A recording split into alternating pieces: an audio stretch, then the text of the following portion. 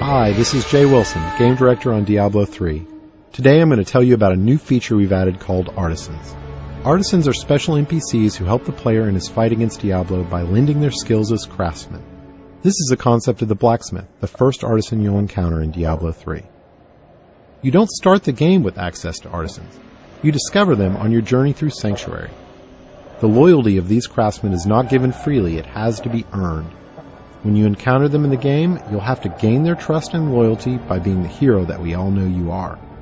Once you've gained their trust, they will follow you throughout your adventures, aiding you any way that they can.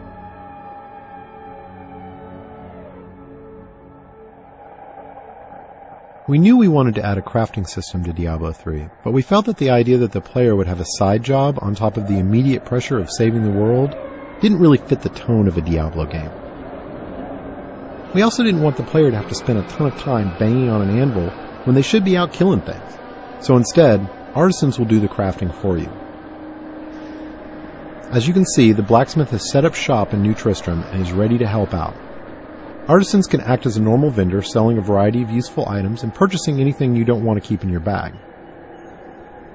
All artisans can also craft certain items, depending on the type of artisan. The blacksmith mostly focuses on weapons and some types of armor.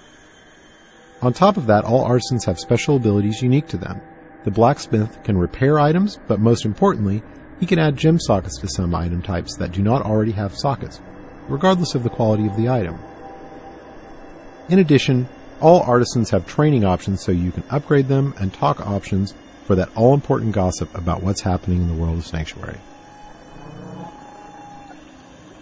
Let's talk about crafting first.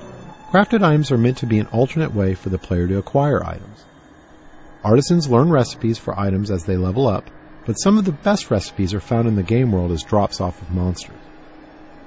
Once an artisan has learned a recipe, he can craft it as long as you provide the materials and some gold to cover his expenses.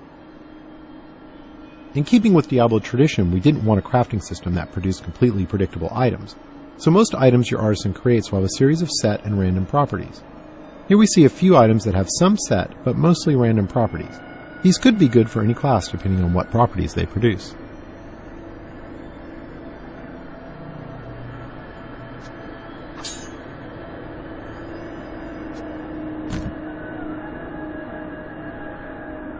The main special skill of the blacksmith is his ability to add gem sockets to specific item types. This is regardless of quality of the item, so a rare or legendary weapon could have sockets added to it. This allows gems to be used to a much greater degree in Diablo 3 than the previous games.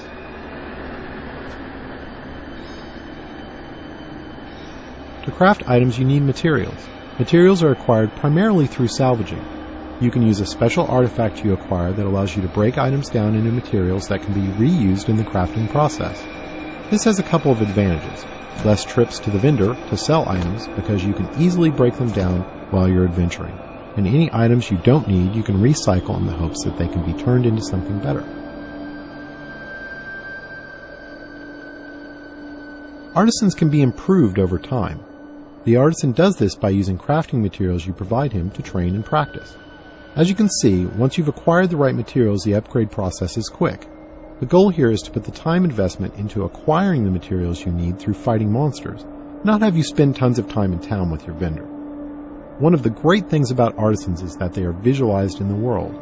As you can see, now that the blacksmith has leveled up, the look of his shop is improved. Here's an example of how much a single artisan can improve throughout the game with this fully upgraded blacksmith. Once you're done dealing with your artisan, you're free to take your newly acquired fat loot and return to monster fighting and rainbow viewing.